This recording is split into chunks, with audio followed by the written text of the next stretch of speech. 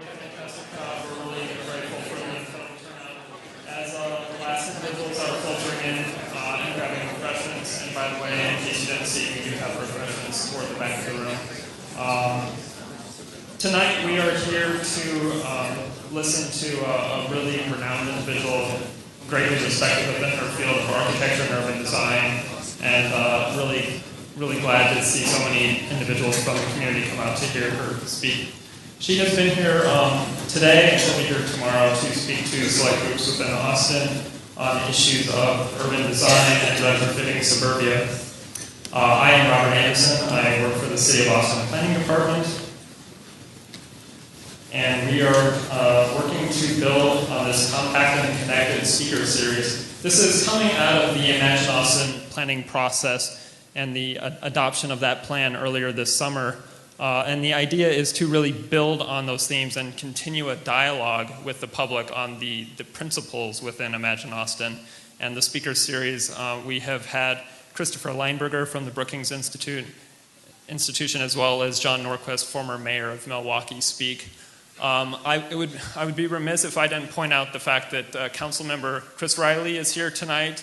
Last week, he dedicated this week, proclaimed it Walkability Week. Last night, Dan Burden, a walkability expert, was in town also to give a lecture with the AARP to speak on walkability issues. And so tonight is actually almost a continuation of that dialogue with the community. Just as a point here, how many people in the audience are from the South Austin Combined Planning Area? If you could raise your hand. Okay, wonderful. So we chose the location tonight really hoping to build on that South Austin Combined Planning process. And you'll notice in the back of the room we have some planners that are working on that plan. After we have our lecture and Q&A session, we're going to have an open house where you're welcome to go back and speak with those individuals about the plan. We have a new planning process since the Imagine Austin plan has been adopted. So if you have questions about that process, where they're at now, what are their next steps, if you have input to add into the planning process, they are there to take those notes as well. I want to thank our co-hosts. First and foremost, the health department has contributed significantly to the cost of the speaker series, and we're very fortunate in Austin to have a health department that recognizes the health impacts of the physical form of cities. And we have a representative here from the Communities Transformation Grant that has contributed significantly to the speaker series in the past and tonight's event as well. The Congress for New Urbanism, of which our speaker tonight, Ellen Dunham-Jones, is the chair of the board of directors, has assisted greatly in outreach efforts and the facilitation of this event tonight. The Austin Board of Realtors and the Real Estate Council of Austin are fantastic sponsors for our speaker series. And on that note, I want to introduce Chris Randazzo of RICA, and he will introduce Ellen Dunham-Jones. Thank you so much for coming tonight.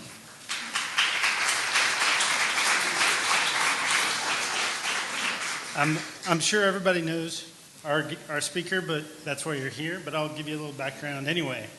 Ellen Dunham-Jones is a world-renowned expert on urban and suburban design.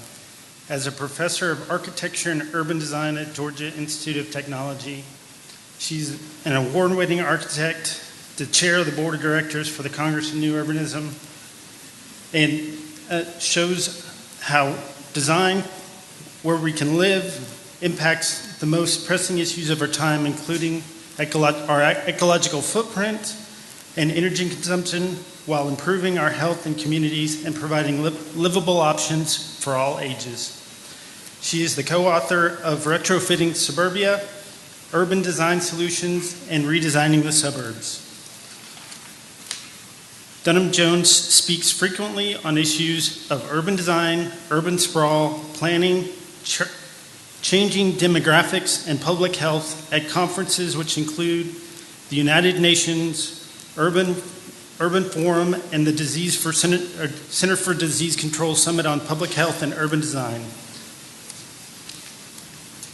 She received her undergraduate degree in architecture and urban planning from Princeton, summa cum laude, and her master's degree in architecture from Princeton. Before joining Georgia Tech as an associate professor, she worked as an architect in New York City and taught as an assistant professor at the University of Virginia, and also as an associate professor at the Massachusetts Institute of Technology. With that, our speaker.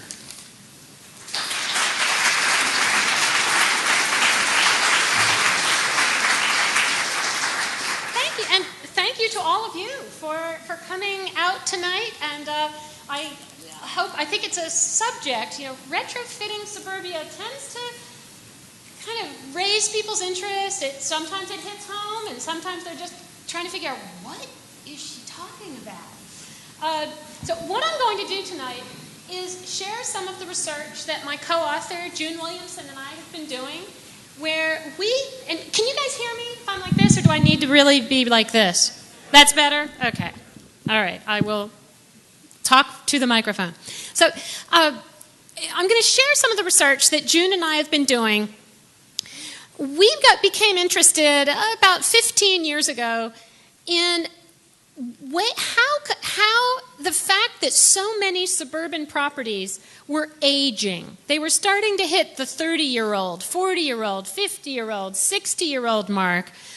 And what could we do with these? So we started just gathering documentation of real projects that were happening that we thought were retrofitting those properties into more sustainable places. When we wrote the book, we had about 80 case studies. Today, we've got over 500 in the database. And so we organized those case studies according to 3 basic strategies. And I'll show examples from all 3 strategies. The first one is simply re-inhabiting those structures with more community-serving uses. The second strategy is re-greening those properties. In many cases, frankly, we built properties in places we probably shouldn't have, and if the market is shrinking, which it is in many places, the fact that those properties have hit the end of their useful life is an opportunity to repair the ecology, to build parks, to grow food, a variety of things. The third strategy, of course, is redevelopment. And that's, I think, where most of the examples will probably be most relevant to Austin, but I insisted on still showing some re-inhabitation and some re-greening because, frankly, I think the re-inhabitation is often a way to preserve some cheap space for those non-profits, the low profits. You don't want everything to simply be gentrified out. And so finding ways to preserve and retain some of that re-inhabitation becomes actually, I think, incredibly important for the social sustainability. And the re-greening is actually really surprising. So I'll show some examples of those. Then, but at the after going through those, then I'm going to just toss some ideas on the table. I am the stranger in the room. I'm from out of town. I don't really know your neighborhood very well, but we've spent some time today with some of the folks at TxDOT and the city planning office talking a little bit about Ben White Boulevard and the frontage road along Ben White Boulevard. So I'm going to just throw out some images, scatter the seeds. You can ignore it, but maybe there's some ideas there. I don't know. But now, before I get into showing the case studies, I'm going to first want to start with just a little bit of a few slides. Why should we retrofit the suburbs? A lot of people will say to me, we should be focused on our downtowns. We need to be revitalizing and reviving our downtowns. Working on the suburbs is actually taking market share away from the downtowns and a bad thing to do. I actually am very sensitive to that topic. June and I have looked very closely, and it's really been surprising. Those communities where you find their suburban retrofitting tend to be places where urban lifestyles have already been validated, and their downtowns are also booming and revitalizing as well. So communities, we tend to find a twin boom, and we really didn't find any issues where retrofitting was taking away from downtown. But we're still looking, and I wouldn't say it's impossible. We haven't found that. So I actually think the other reason we need to retrofit the suburbs is because there have been so many unintended consequences to suburbanization. For decades, for most of the 20th century, the suburbs have essentially been understood and frankly marketed, but as the healthy choice. And after certainly 60 years since the post-war suburbs, we have a lot of reasons to begin to question that. So one of the, let me make sure, yes, it's working, okay. In particular, Centers for Disease Control, a lot of researchers that have been looking and actually getting quite disturbed to see correlations, frankly, between suburban sprawl and human sprawl in the form of obesity.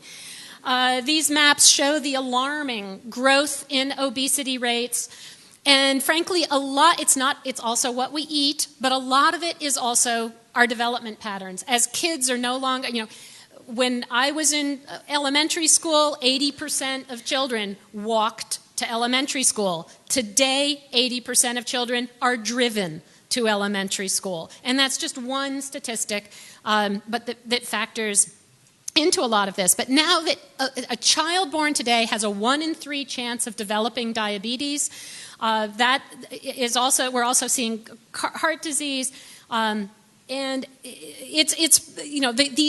it turns out that a lot of our suburbs no longer have sidewalks. We're leading very sedentary lifestyles, driving everywhere, sitting at work, sitting at home, and it's causing real health problems. Obviously, all that driving is also causing a very serious health problem. And in fact, the #1 cause of death for anyone under age 34 has been driving. Dr. Dick Jackson, former director of the Centers for Disease Control Environmental Division, likes to shock audiences by saying, "Heaven forbid that your child should die in a pool of blood. But were that to happen, is it more likely to happen in the city or in the suburbs?" Most of us have grown up watching so many cop shows and TV movies that the image that comes to mind is the city. No.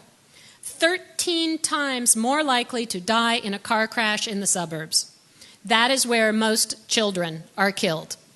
And it's just because we're driving so much. Now, that was true until 2009 when, sadly, the leading cause of death for people under age 34 became suicide.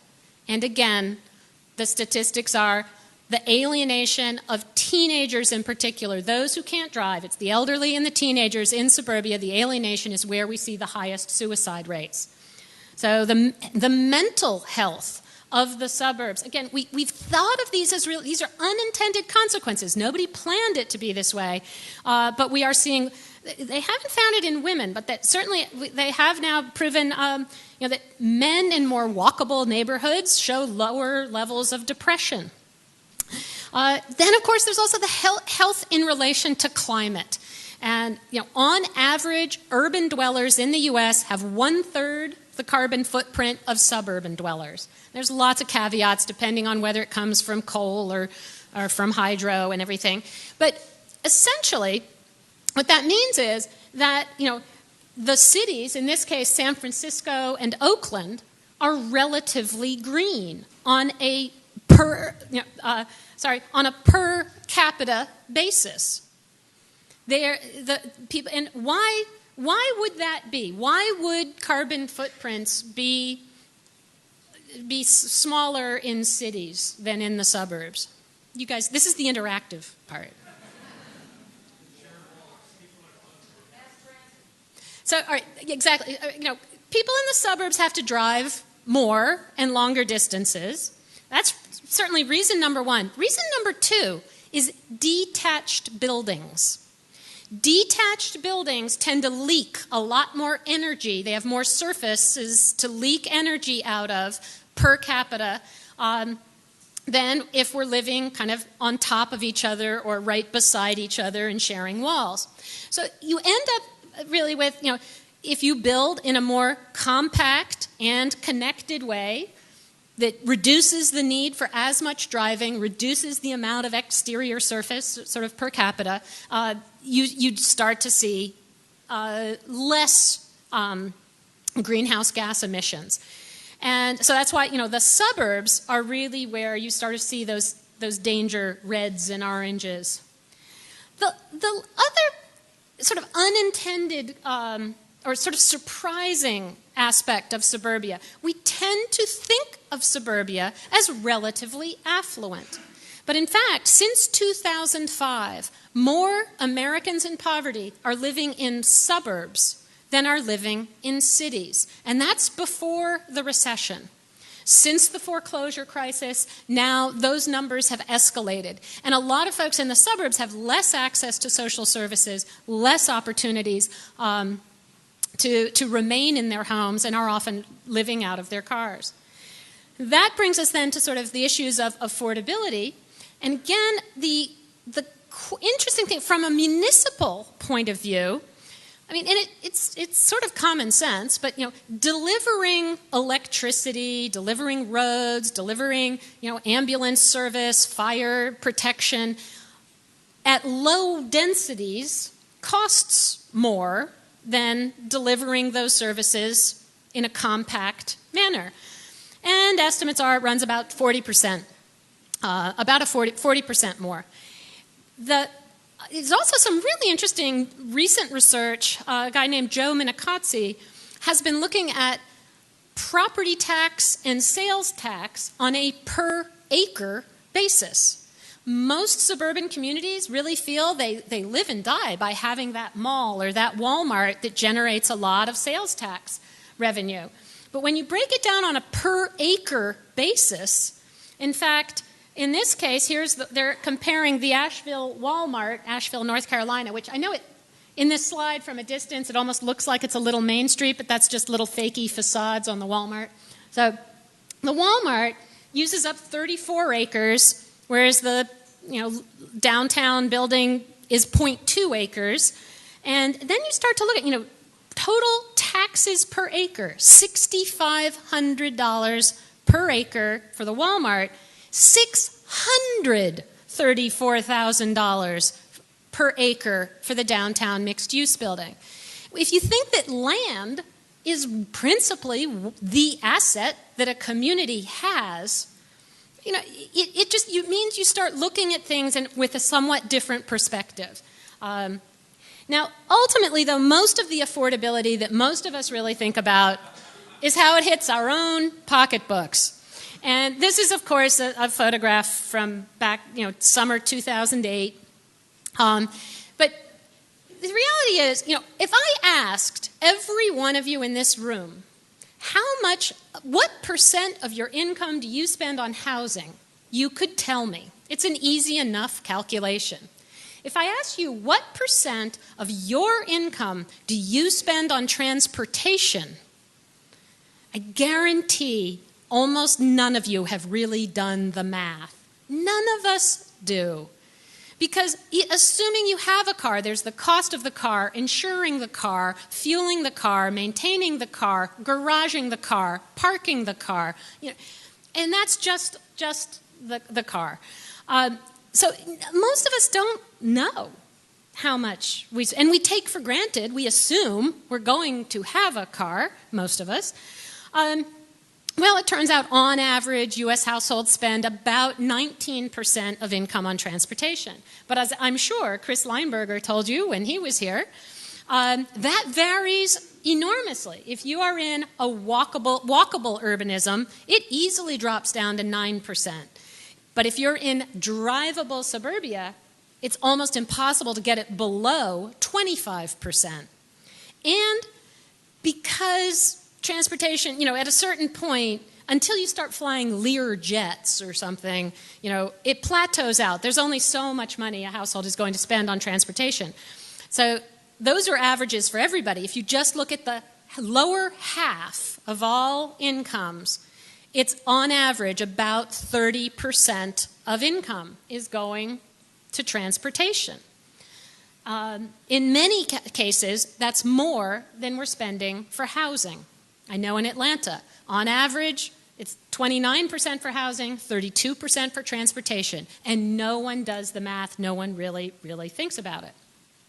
Luckily, there's some really useful websites that can help you figure out what do you spend. So the Center for Neighborhood Technologies runs this website called Abogo. And so I Googled, you can type in an address. So first, I typed in earlier today, or actually, I guess tomorrow morning, I'm getting mixed up. But tomorrow morning, I'm going to be speaking at 401 Congress Ave, right in downtown Austin. So a household in downtown Austin spends, at that address, spends on average $767 a month on transportation at $3.39 a gallon. A household at this address, 220 Monterey Oaks, spends approximately $1,127 a month. Now, we all know that downtown housing is more expensive. Is it $450 more a month expensive? It may well be. But suddenly, when you at least begin to compare, and are you investing in one versus kind of just spending it in the other, it becomes pretty interesting. So you can type in any address, and what we clearly see is that the closer in downtowns we start to see below $1,000 a month, and as you get further and further out, understandably, you're driving further distances, you're spending more, transportation costs go up the further out you go. What's also interesting is that they also have a website called the Housing plus Transportation Affordability Index. So they again, in this one, you can query for lots of different things. So again, I put in Austin, and on the left, I asked for show me block size. So those darkest blocks are very small, very walkable blocks. Block size is a really good proxy for walkability. When you have lots of little blocks, it tends to be pretty convenient and easy to walk places. As you get the lighter colors, you're getting to really big, unwalkable blocks. So turns out Austin Metro, only about 13% of households live in areas with walkable blocks, and that's including some fairly large blocks. So then on the right, I queried greenhouse gas emissions per household. 79, almost 80% of Austin households contribute more than 6.5 tons of greenhouse gas emissions. 55% are at the highest level they calculate. That's actually, bad as that is, I do this for every city where I lecture. You guys are a little better than, you're not the worst by any means. But I mean, these are, it is important, I think, to look at these things and recognize that all of those correlations that begin to add up. That if it's more walkable, less greenhouse gas emissions, less driving, more health. So, it can get really depressing at this point. You start seeing what an uphill battle we've got. How do we get, another 77% of Austinites to live with a walkable block structure, to have the option to be able to walk? It's not going to be easy. Retrofitting, on the one hand, you can retrofit just individual parcels, but ultimately, we really have to retrofit the infrastructure to be able to make that walkable block system. Luckily, there are some factors that are absolutely working in our favor. And one of them is the big demographic shift. So I'm showing the age pyramid here for the nation, but I mean, Austin, you guys are awesome. You got, the 20-somethings. The rest of the country is a little bit more like a column with two bulges. And the bulges are the baby boomers and the millennials. And those two, the boomers have been the target market their whole lives. They are the generation that the suburbs were built for. They were the babies that the post-war suburbs were initially built for. And as the suburbs have evolved, sort of new forms of starter homes, move-up homes, McMansions, they've all really been geared towards the baby boomers. But now the baby boomers have sort of built this environment that they're not, once the kids have to take the car keys away, it's not going to be pretty. And so the boomers are just beginning to sort of think about this. Most of them are empty nesters at this point. Very few of them have kids in the household anymore. And as they're starting to look to downsize, they still want to age in place, but they want to stay in their same community, but the boomers don't want to be anything like their parents. Their parents retired quietly. Their parents sort of looked at retirement as a slowing down and a moving quietly either into the retirement home or moving in with the kids. The boomers are what demographers sometimes call yeepies. Youthful, energetic, elderly people into everything. They want to volunteer. They want to be active. They want to ride scooters. The little scooters now, 60 miles an hour. That's going to be the future as the boomers really start aging. They are looking for a more urban lifestyle, but in their same suburban community is what we're seeing a lot of boomers are choosing. So that's sort of the boomers. Then below the boomers is Gen X. Gen X they're in their 40s, sort of 30s, 40s, and a lot of Gen Xers have kids. A lot of them are living in the suburbs, but they're a relatively small generation. There aren't enough Gen Xers to fill the existing single-family homes that the baby boomers will vacate. So my apologies to all Gen Xers, but you guys just aren't the target market. You're a small generation, and the housing industry is much more focused on the boomers and the millennials, Gen Y, because they're bigger. There's just more of them. And Gen Y has just started to hit 30. Gen Y are also, they don't want to become their parents either. Gen Y, for the most part, grew up in suburbia, and they are pretty adamant when surveyed as idealistic 22-year-olds, 77% say they want to live in an urban core. They are rejecting, and 70% say even when they have kids, they want to remain in the urban core. Now, this is before they've had kids for the most part, and many of them may well change their minds. But even if half of them continue with what they say they want, those are huge numbers. We've never seen anything like that before. And there's lots of indications, actually, to sort of show that the millennials are, in fact, going in this direction. So what's interesting is when you combine the millennials and the boomers together, you really end up with two huge markets looking for urban lifestyles. Now, the Gen Y want real urban places, but the majority of their jobs are actually out in the suburbs. So, and that's starting to shift, but for most of this decade, suburban job growth has outpaced urban job growth by a factor of 6. We are just now, since post-recession, I think that is actually shifting. But it certainly has meant that we have had a huge market of young professionals working in suburbia, but wanting an urban lifestyle.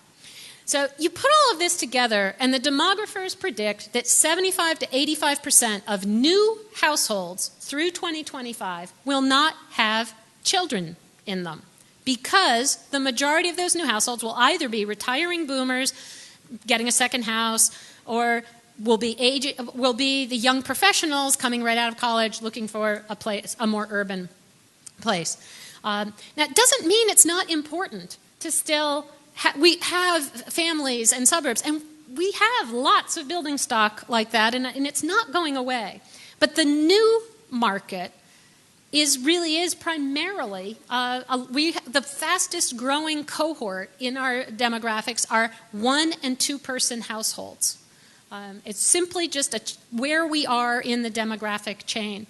And yet, most of our regulations, most of our ordinances all call for single-family houses.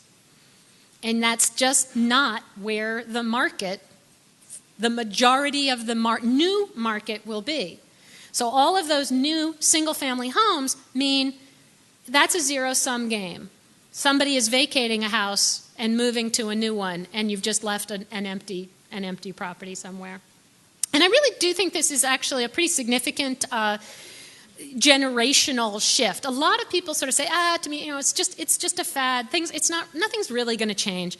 But if you just look at the Gen Y and transportation, just in the last 10 years, we've seen a 23% drop in vehicle miles traveled amongst younger people. 21% reduction in use of in getting driver's licenses. 40% increase in using transportation, mass transit. It may be an urban myth. I haven't found it written down, but I hear amongst a lot of urban designers that the survey is, and we can try it right here if we I wish, but when asked, would you rather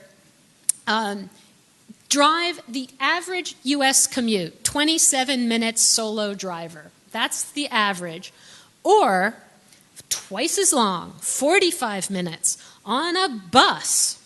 But if the bus has Wi-Fi, younger generation, 80% will take the bus. Boomers, nah, still not interested. So there are some real significant generational changes going on here. So a couple more just drivers. Part of what is happening with retrofitting is the simple fact that we've been suburbanizing for so long now that those first suburbs built in the 60s and 70s, they were really happy to be suburbs when they were just built. Downtown was at their back. They had their malls, their subdivisions, their office parks. And then they were leapfrogged. And okay, the new development took away some market share. They weren't quite so shiny anymore. Then they were leapfrogged again. Their mall died. Everyone's going out to the new mall. Happened all over the country. So the leapfrogging took away a lot of market share. But it's also been going on long enough, it's given those first-ring suburbs something extremely valuable. A relatively central location in their now expanded metro. And those suburbs that choose to make the mind shift, the mindset kind of change and say, no, we're not downtown, but we're now a relatively central location. We can, if we want, we've got the infrastructure in place, we have the locational advantage to become a more urban destination if we want to. And so a lot of them are doing that, especially those that if mass transit systems are extended out from the center, which is the case in Washington, D.C., and I've got to update this map. It's already way, way out of date. There's twice as many retrofits now in D.C. since when we drew this in 2008. But so transit is a really large driver of this. Finally, the last sort of driver is what developers like to refer to as underperforming asphalt. I like to think of it as the name of my indie rock band in a parallel universe, and I'm really loving having this set up here. I think it's a great name for a band, but it usually really refers to underused parking lots. And so when we first built, most suburban property gets developed because it's the cheap land. It's the furthest out when it's built. And it doesn't make sense to build parking decks because it's cheap land. So you build a lot of surface lots. This slide shows Perimeter Center in Atlanta, Georgia, where I live. Now, the name alone tells you kind of the confusion that we're in. Is it the center or the edge is shifting, it's becoming a center. And folks who know Atlanta all say, you can't do anything out at perimeter, it's completely built up. That slide is about 80% surface parking lots. If you start looking at those surface parking lots as potential building sites, there's enormous possibilities. Now that it has a relatively central location, now it does, in this particular location, it really makes sense to build the parking decks and build up. And that's exactly what's happening. So now run through, some examples. So what do you do if you've got some dead big box stores, dying malls, aging suburban property types? Well, it turns out lots and lots of things. People are so creative with what they come up with to put in these places. I'm only going to show a couple of examples, but this is a Texas example from McAllen. A dead Walmart has been re-inhabited as the main public library. This is one of a couple of public libraries in Texas that have, Denton also has one.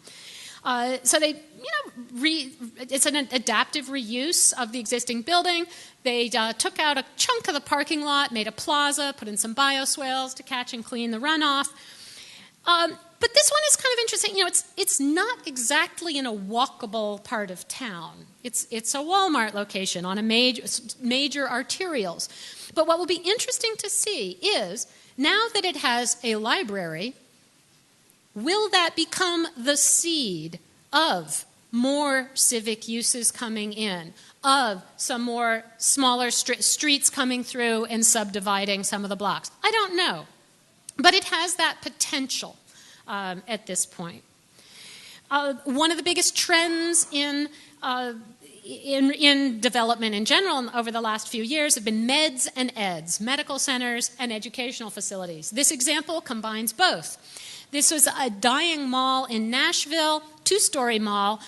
The Vanderbilt University's health center just took over the entire second floor. So the first floor is still retail, so you can, while you're waiting for your test results, go check the sales, vice versa.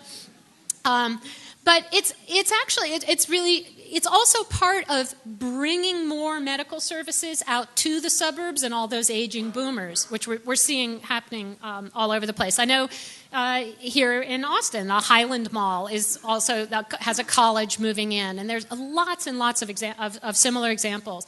Malls have been turned into a wide variety of things.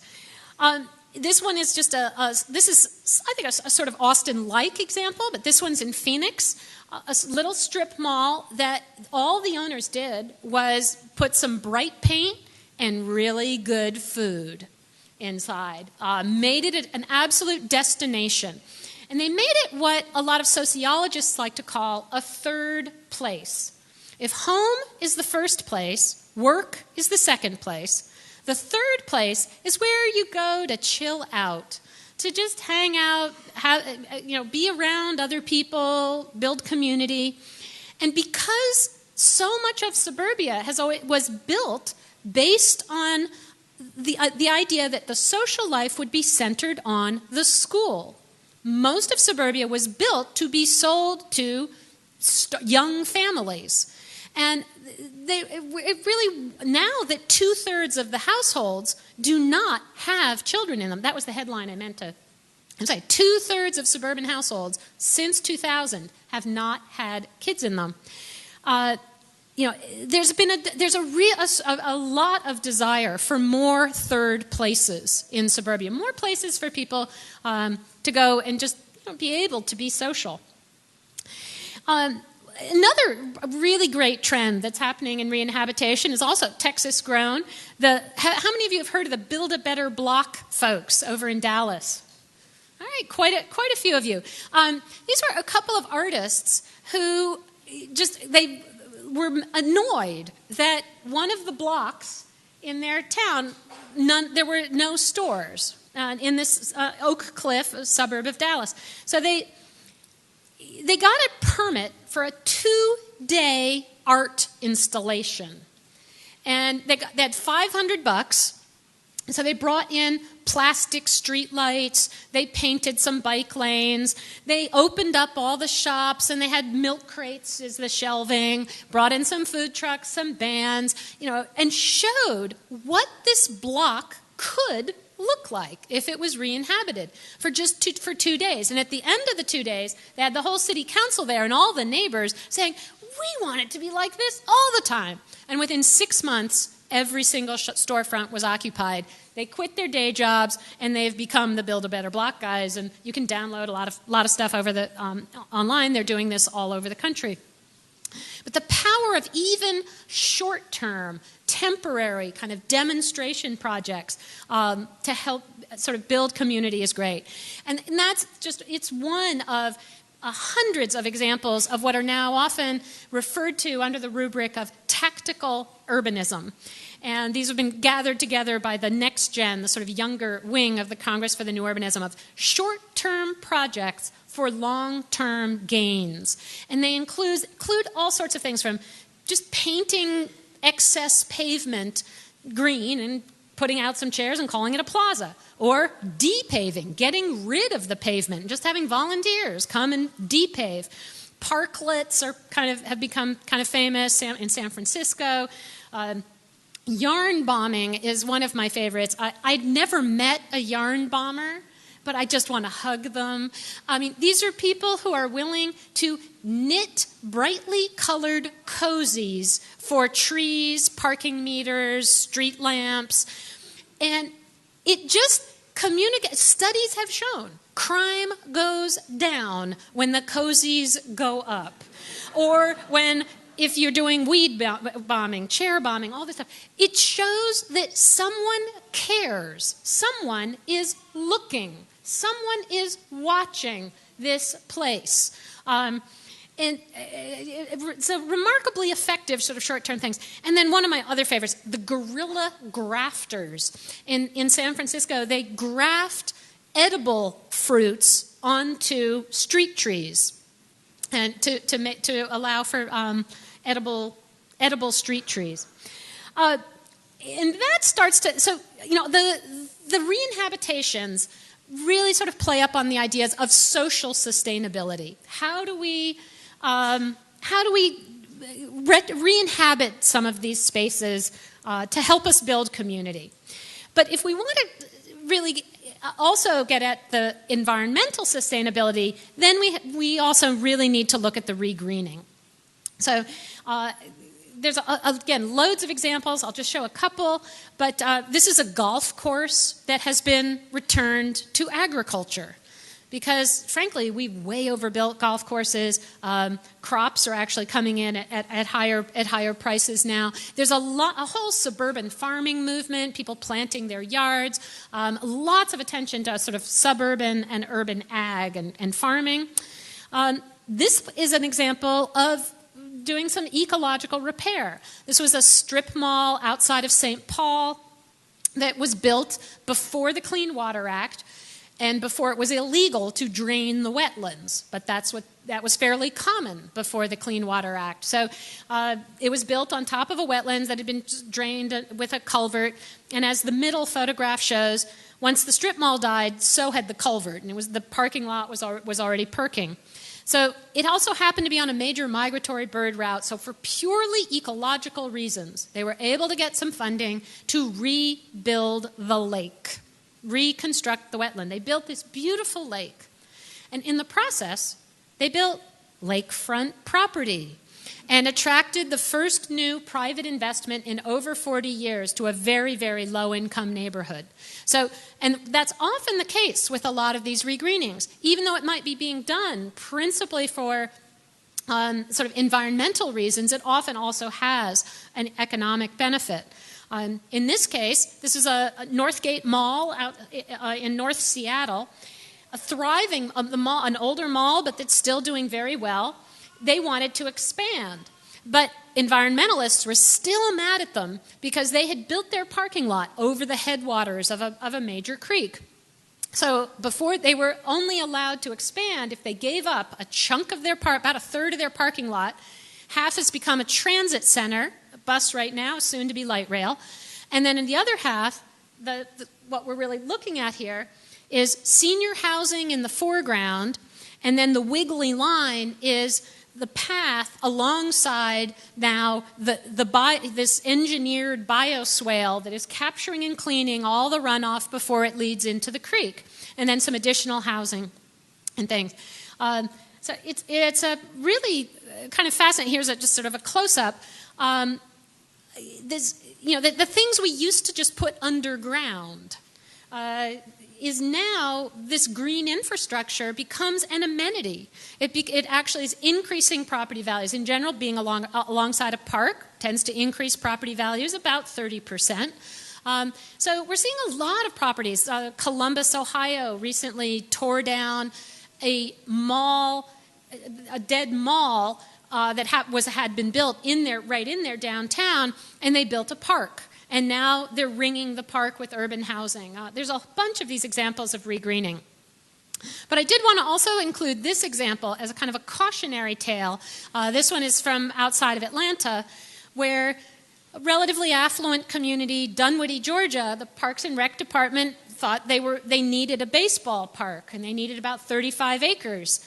And, well, the site of the only affordable housing in town, a aging garden apartment complex, but home to about 750 mostly Hispanic school kids, they thought was the perfect site. And they got enough bad press the day of the referendum that it did not pass. But I've actually seen 3 other garden apartment sites just bulldozed in Atlanta. Many cases, the argument being for regreening. Now, in some cases, these truly are dilapidated properties, and it makes perfect sense to do so. But in other cases, I think there are reasons to certainly be very concerned about it's a suburban version of slum removal that deserves to be questioned. So that now brings us to really the redevelopment projects, and that's where you start to really get the triple bottom line of trying to get the economic, the environmental, and the social sort of sustainability by densifying, urbanizing, and greening the infrastructure. So one of the first projects I'll show, this one is just, as I said, so one of the easiest ways to retrofit the suburbs is to simply start by building on top of the parking lots. And Lord knows we've got plenty of them. This is an office park just outside of Washington, D.C. in Hyattsville, Maryland. 1960s office buildings designed by Edward Durrell Stone, architect of the Kennedy Center, Museum of Modern Art, and with just surface parking lots.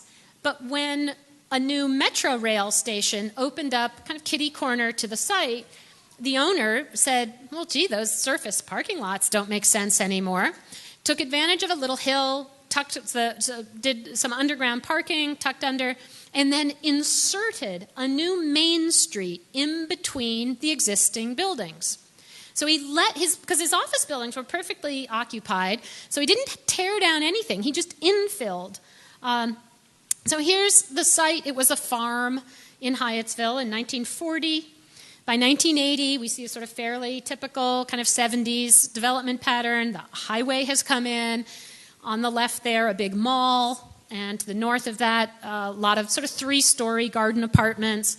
And then the 3 rectangles of the office park. And they gave away a couple buffer sites to the neighborhood. So when we first went to press, here's was the proposal. And does this? Now it's not working. Oh well. So the metro line is the dotted dashed lines is the metro station. So you can see the new metro station, and then the 3 gray boxes are the existing office buildings, and they just put this new street right down the middle and lined it with retail and a cinema, grocery store, a bunch of housing. And we sort of thought, that was it. They built that. And then we've since updated the plan because then that got the mall thinking about redeveloping as well and extending the street grid. The property just north of the mall has already been permitted for 8-story buildings as well as 2 30-story towers, replacing the 3-story. Parcel C just got permitted about a month ago. Parcel D is under discussion. So, one retrofit leads to another, in this case, triggered by transit. But it's also, what it's done now is this is now the greatest agglomeration of eateries in this entire county. It's got a lot more mix of uses. It always had the mall, but it actually has a more diverse mix of uses now. And so that begins to add to its walk score. And I imagine since Chris was here, he must have told you about walk score. So walk score argues that the more walkable a place is, it actually correlates with the higher property values. So the higher 1% score increase in the score raises your property values, supposedly correlates with about a $700 to $3,000 increase. So this project alone, even though it's just a bunch of individual parcels, is increasing property values presumably throughout everything that's shown on the site, on that diagram. So here's what the project looks like. And so we see, on the one hand, on the upper left there, super affordable dorm-like apartments that are, for the most part, rented to students. And on the right, some very swish, fancy, expensive condos. And then down on the lower right, we see the new Main Street. Now, I'm an architect and an urbanist. As an urbanist, I love this project. It didn't tear down any buildings. It just infilled, densified. Really cool. Then I went and visited, and I saw that damn Main Street. They hired the most suburban strip mall shopping designer, to design their Main Street. There is not an ounce of craft or detail in that. It is designed as if you are driving by at 60 miles an hour. When you are designing a pedestrian environment like a Main Street, you need to have materials, craft, a fine grain, lots of things that will stimulate the eye of an observant person who's simply walking at a scale, in a pace they can observe a lot of things. So, in the end, they got the infrastructure right. And I think it's still really a very good project. And I just sort of hope that, frankly, that they look like pretty cheap and crappy buildings, and they probably won't last long. And hopefully they'll be replaced with something a lot better really soon, even though that's environmentally not real good, but hate them.